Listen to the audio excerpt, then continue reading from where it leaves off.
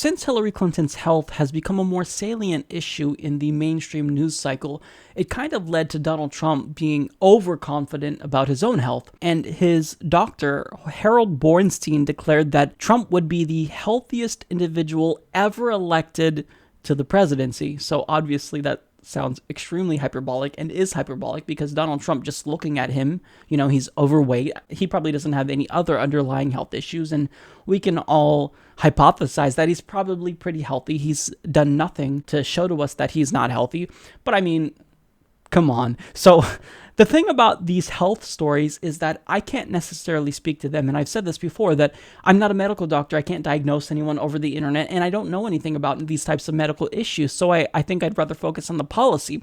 But there is someone who can speak to these issues who actually is a medical doctor. Dr. Jill Stein.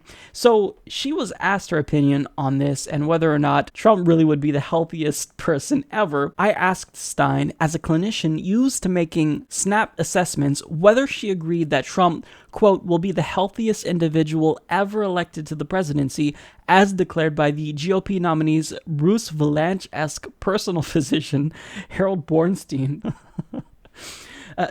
She said, quote, I don't pretend to be able to do TV diagnosis, but I think the guy has a problem. The guy has a lot of problems, physical, mental, emotional, cognitive, Stein said of Trump.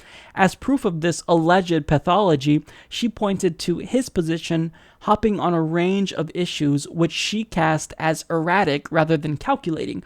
From his fuzzy Iraq positions over the years to his brief softening on immigration last month, to his decision on the day we spoke to suddenly renounce birtherism after 5 years of banging a drumbeat of lies, it's hard to think too hard about anything Donald Trump says, because he will change his mind in the next hour, if not the next day, or whatever, she added. Today, suddenly, after 5 years, he became convinced that it's not an issue. Yesterday, it was an issue. It will probably become an issue again for him. The guy may have a memory problem. Who knows what it is? But he's incapable of having a consistent thought or policy. So even though I might not be able to diagnose Donald Trump over the internet and whatnot, she's an actual medical doctor. She practiced medicine for 25 or so years. I don't necessarily think that she's attacking him to be malicious. I think that she's doing this because she genuinely thinks he has issues. And look, we all know Donald Trump has issues, but when you stop and really think about it, it's actually sad. I mean,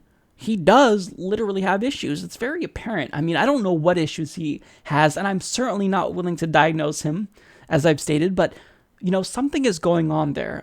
I think more than just a big ego, more than arrogance, there's got to be some underlying mental health issues that aren't being addressed, that he's just, he's allowed to go untreated for potentially decades, because he didn't really act this way when he was younger. I mean, he was always an odd, kind of, eccentric individual, but now that he's running for president and he's been in the public so much, you can really see that there's some things going on there that, just on a human level, I want him to get checked out. I want him to seek psychological help or therapy if he needs it. So, I mean, Donald Trump, he's not fit to run the country, let alone gigantic businesses, seeing that he's gone bankrupt so many times. I mean, if you literally can't even keep a casino in business, I don't know how you could declare yourself a savvy businessman. So he actually needs to be evaluated. If Jill Stein is saying it, then that lends more legitimacy to the fact that what's probably pretty obvious to a lot of people is true.